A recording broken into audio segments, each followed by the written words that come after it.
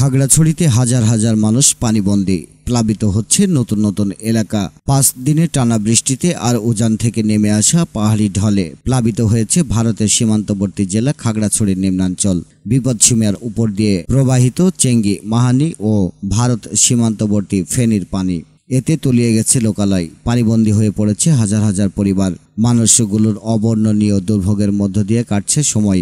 বৃহস্পতিবার রাতভর বিরামহীন বর্ষণে পানি বেড়ে নতুন নতুন এলাকায় পানি ঢুকে পরিবার পরিজন, গবাদি পশু সহ আসবাবপত্র ও মালামাল নিয়ে কষ্টের শেষ নেই আবাসিক এলাকার বসবাসরতদের। অতিবৃষ্টির ফলে জেলা সদরের আরামবাগ, মুসলিমপাড়া, উত্তরগঞ্জপাড়া, দক্ষিণগঞ্জপাড়া, বটতলী, ফুটভিল, স্বনির্ভর, মেহেদিবাগ, খবংপুরিয়া সহ বিভিন্ন উপজেলার নিম্নাঞ্চল তলিয়ে গেছে। খাগড়াছড়ি জেলার সদর সহ বিভিন্ন উপজেলার পাহাড় ধসের ঘটনা ঘটেছে। নিরাপদ আশ্রয় নিচ্ছে অসহায় মানুষগুলো।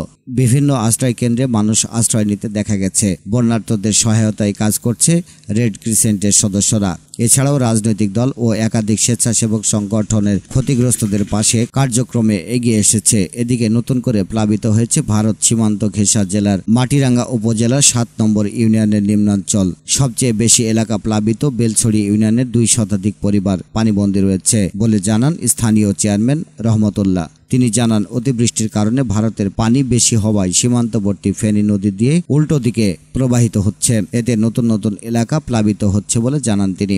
দুপুরের পর বৃষ্টি না থাকলেও এই রিপোর্ট লেখা পর্যন্ত বেলছড়ি এলাকায় পানি বাড়তে দেখা গেছে। উত্তরাঞ্চলে 6টি ইউনিয়নের সাথে মাটিরাঙ্গার সড়ক যোগাযোগ বিচ্ছিন্ন রয়েছে। অপরদিকে মাটিরাঙ্গা পৌরসভা এলাকার ধলিয়া খালের উপর নির্মিত মোহাম্মদপুর বরজলা কাঠের সেতু ভেঙে মোহাম্মদপুর সহ 6টি গ্রামের সাথে সব ধরনের যোগাযোগ বিচ্ছিন্ন রয়েছে। মাটিরাঙ্গা উপজেলা নির্বাহী কর্মকর্তা এ প্রকল্প বাস্তবায়নকর্তার সাথে মোবাইলে একাধিকবার চেষ্টা করলেও যোগাযোগ করতে না পারায় বক্তব্য নেওয়া সম্ভব হয়নি।